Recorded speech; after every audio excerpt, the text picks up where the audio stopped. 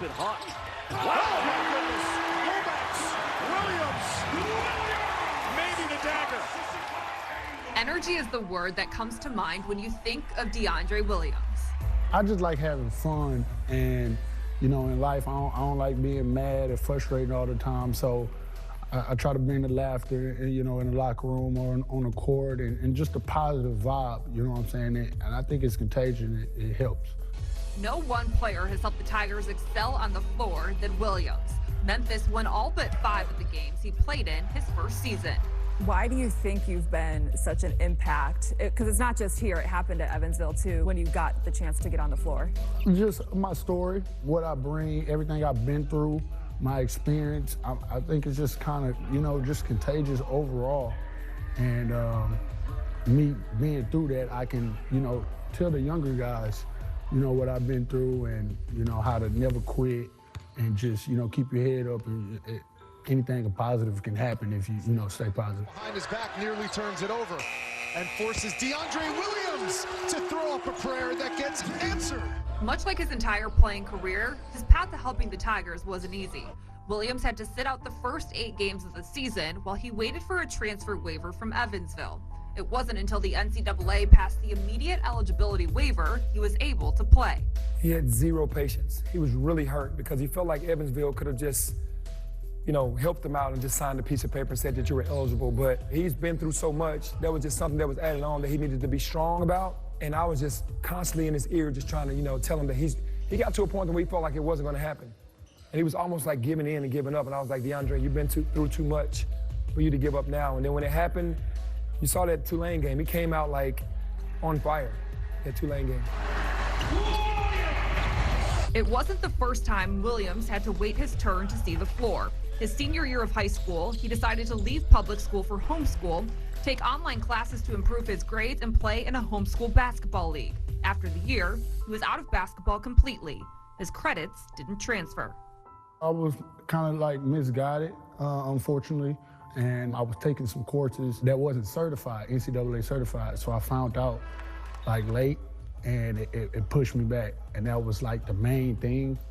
And so, you know, at that moment, it was kind of like devastating because I've been working so hard to get to college and things like that, and I just got put in that situation. And so it was unfortunate at the time, but I just, you know, kept God first and just stayed down, and it was like, you know, I'm gonna keep going because I want to play, and, you know, I want to eventually, you know, get my degree and everything like that. So I stayed positive and kept going. After a year of night classes and working a job, Williams went to a prep school before enrolling at Evansville, where he was declared academically ineligible his freshman year. Just another time, he'd have to wait his turn. And for him to fight through that and be here now, that's the reason why he's the age that he is right now, still being in college, because he's had to fight through so much adversity just to get to this point. That's why he plays with so much emotion and energy.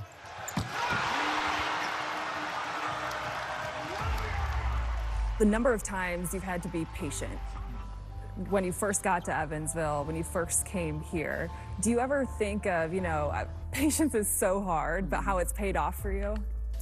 You know, going through it, I thought it was impossible, you know, at the time. But like I said, I just kept praying, and, you know, everything that, you know, came to me, I kind of just like, okay, whatever, I'm gonna just, you know, keep going, keep going. I always had that mentality since I was little, and it got me all the way here.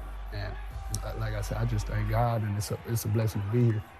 Penny Hardaway describes Williams as the leader of this Memphis team, not just because of his energy and skill, but because of his experience. Any teammate that has been asked about you has said once you hear his story, you instantly respect him.